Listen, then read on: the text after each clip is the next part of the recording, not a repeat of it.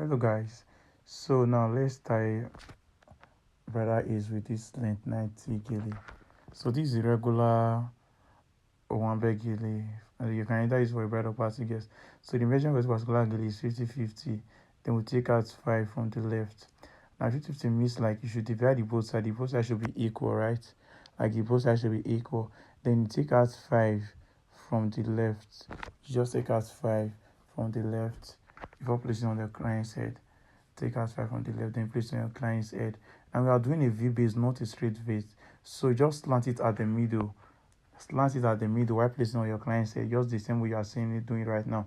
So you slant it at the middle. Please make sure you slant and not straight. So now you start taking your plates one after the other, one after the other. Probably I took just 5 plates. So your plate should not be more than let me say 6 or lesser than 5 plates. So I took 5 plates. So now you slant, then you ask your client to muse to hold down for you. So this other side, you just keep on printing the same thing. Now please know that you are placing everything on top of each other. That means this place you are lapping it together after our ear. So after our ear part, just place everything on top of each other after our ear. Make sure this other side, this short hand side is covering the ear. Not like this longer side that is not covering the ear, please. Make sure this short hand side is covering the person's ear. So you just arrange. Make sure please you take your time. Do not be in a haste. Don't be in a haste. And if you are using a new sego, please do a short excuse before using it to practice, please. Thank you so much. So now you go to the back. Remember that no matter the style you are tying, as far as there is a short hand side and it's a long hand side, the short hand side is always up. There is a long hand side and there's a short hand side. The short hand side is always up. So now you start printing. Make sure you take all your 5 plates from this short hand side. So now you just take all your plates from the longer side, you're taking all your plates, everything. So inclusive. Also the short hand side, you're also taking everything. So now you just print and drag. Make sure when you are dragging it's very tight, please. So when you are dragging, make sure it's very tight. So you come to the front now to start taking your plate one after the other, one after the other. Start taking your plates one after the other. Now remember we took 5 plates from that other longer one, right? So when it comes to this shorter one or this one, but you are not supposed to take 5. You're supposed to take more than the plate that you took at the other side, so that you give your girl a lift also. This also in like this method is also good for your ashoke. When you are tying an ashoke and you want it to be a bit big, so you make sure that the plate you are taking with the short hand side is more than the one you took before. So you just continue like that. Just continue like that. So you are taking more plates here. If you can count this plate, I think this one is more than 7 or 8 or even 9, I think. Remember we took 5 from that side, don't forget that we took 5 from that side. So now you keep on. Now this short hand side, once you are printing now, it's covering the person's ear. Oh. You understand, but the short hand side now is now covering the person's ear. So you keep on taking your plates one after the other. Please do not be in a haste. Try to take your time. Try to take your time while tying your scarf. Try to take your time. Don't be in a haste. Don't be in a haste. Don't be in a haste, please. Take your time gradually. So now you start taking all your plates. All your plates. Now you start slanting it. You are slanting it also. So you print it to the back. You print it to the back before you pin. So meanwhile you are taking, for instance, and now look at what I'm doing back. For instance, I took 6 plates. I will just take 5 back, then bring the 6th one forward and pin to the base. But if I took like 8, I will take the 7 just inside and bring that one to cover it up, then I pin. So you just pin. Make sure if you are pinning, you are slanting the pin. You just press through, then you take a pinch, then you pull out again. You just then make sure the pin mouth is out. Just as if you are using your needle to sew a cloth. So you just continue like that. Now the main reason why we are pinning this back to the base is that so that it will not pull forward, like the plate should not come forward while we are printing. So it should not come forward while we are printing. So you just continue like that, continue like that, continue like that. You just continue like that to the end. Continue like that. So you continue like that and you get to the end. So you just continue like that and you get to the end. So now you are just print everything together. So now you are taking 3 plates, just 3. just 3 pleats. So you print these 3 to the end. You are taking just these 3 pleats downwards. So make sure you take all your pleats. Don't leave anyone behind. So you just continue taking your pleats to the end. Take your pleats down, take your pleat down, 3 pleats. Though it should not be more than 3, it should not be lesser than 3, please. You are taking 3 pleats to the end, 3 pleats to the end. Don't forget 3 pleats to the end. And it's to our ear side, so you should take it down, down, down, down, down. Keep keep on going, so that will pin. So after taking the 3 pleats to the end, you just pin to the base. Now you're not pinning at the back, oh please. Just at the side, just pin it to the base there. Pin it to the base. Same thing I said before, if you are pinning, you just pierce through your plate and take a pinch, then return it back up. It's as simple as that. So you start taking your plate. Now remember that when it comes to sego is not a structured gele, unlike the rest. Sego is not a structured gele, unlike the rest. So you just keep on taking the plate, like try to trace it down a little bit. So you just take your plate, tiny at the side, big at the middle, because you're trying to create a V base. Yeah, you're trying to create a bridal ease, right? So tiny at the side, big at the middle. Now, for instance, to be an actual key, I will just say take it to the end, like you trace it down. But sego is not, it's the paper gele, it's not the structured gele. So you just try to do your thing. So now we start taking the plates. And you start taking from the side, tiny at the side, big at the middle, tiny at the side, big at the middle. Tiny at the side, big at the middle. So that's just this. Now you start creating your fan. You just try to take your fan. Though this fan at this side will not be too big. But just try to take your fan. Make sure the fan at least is showing. So you take your fan before pinning. Take your fan before pinning. Take your fan before pinning the scarf. So you can see that I'm done taking my fan at this other side. So now we just pin my scarf. Now you pin. You're not dragging in, please. You're not dragging in. You just pin your scarf there. Make sure your pinning is well pinned so that it will not pull off. You understand? So that it will not pull off. So take your time to pin so that the pin will not go off. So now you start tracing the plate on this other side. Remember I said sego is not a structured gele.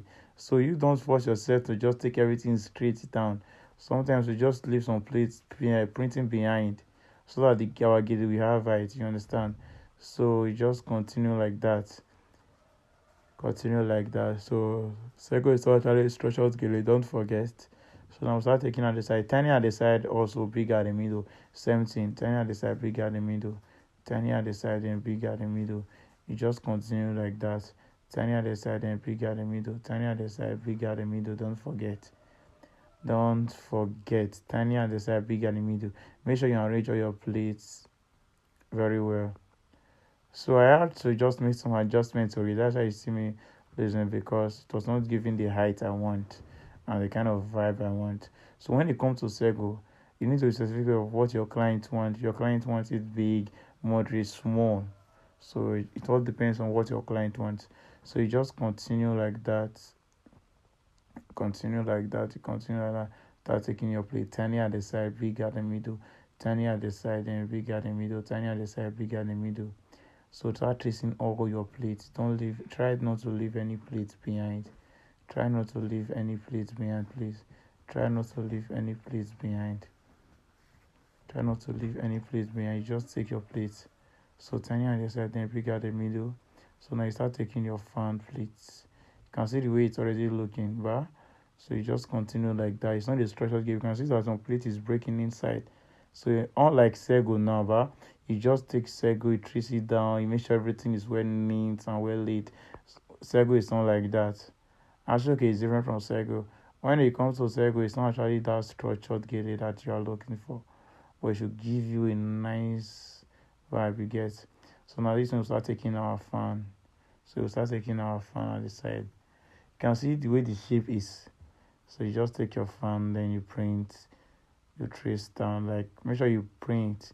Try not to leave any of your plate behind, please. Don't make a mistake when it comes to that. Try not to leave any of your plate behind.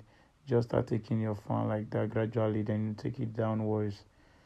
Make sure you are printing. Like if you take one plate, you adjust your hand down. Take another plate, you adjust your hand down. So that's how it should be. That's how it should be. Keep on taking your plate and you're adjusting your hand down while taking your fan. You can see I'm trying to go to the back now, like I'm just arranging my plates one after the other downwards, one after the other downwards, one after the other downwards. So you just continue like that till you get to the end. You can see I'm already getting to the end. So you continue like that till you get to the end. So once you get to the end, you just ask your clients or muse to hold down for you. You can see the way the gilly is. You can see where the gilly is. This is how you should be looking at this particular stage, please. Remember, practice makes perfect. So at this stage, you just link that place together, like just pin. Consider I'm pinning now, just pin it together. One thing about this sego, as it deals with pinning, you have to pin a lot. So now you just pin that place to secure it. So that place makes your gilly straight, like it gives your gilly balance. What I just did there gives the gilly balance. So now you just keep on arranging your plates. Now look at it. Just look at the middle. You can see that it's not well arranged. Like it's not well arranged. You should not stress yourself trying to make it perfect there. Remember, it's not the structured gate. What you are looking for is just the fan. You understand? What you are looking for is just the fan. It's just the fan, nothing more. It's just the fan. So now you come to this side. You just arrange again. Then you pin down. Just the same way you pin down before when you took the other side fan. So now you just pin down. You pin down. The same way you pin the other side. That is the same way you are pinning now. So you just pin down before you ask your client to hold for you. So this will secure the scarf. So it will not make it to pull off. So you secure it by pinning down. So make sure your pin is well tight, like you know what you are doing. Pierce through, return it back, simple as that. So now at this point, you ask your client or muse to hold down for you while you go to the back to end everything. So guys, this should not be difficult for you. Now remember the one you pinned down before, you're just taking the last plate to wrap up everything, like the last plate to wrap up everything. The last plate to wrap up everything. Remember we pinned one down before when we took that theory from this longer one, right? So you are just twisting with it.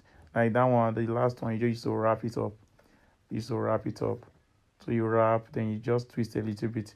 Your twisting should not be too much, please, so that your scarf will not fall to the front. To not just pull off. So you just continue like that. So you just twist a little bit. Try to use that one that you pin down before to wrap up everything. Then before going to the back, you just take it inside and you pin. So try as possible to make sure that your scarf is tight. So I just pin that place because it give me a little bit issue. So maybe yours will not give you that issue. Or if you notice that the shorter one, the one that you pin down, if you're using to twist and it's not giving that, so you can decide to pin it down before pinning at the back. So you just pin at the back. This is it, guys. So this is it, just pin. So this is the style for our sego. This style should not be difficult for you. Do well to practice and send to us for correction. Remember, nobody become perfect in a day. It's consistent practice that makes one perfect. So this is the finished look, guys. So do well to practice and send to us for correction. And I pray God give each and every one of us the spirit of understanding.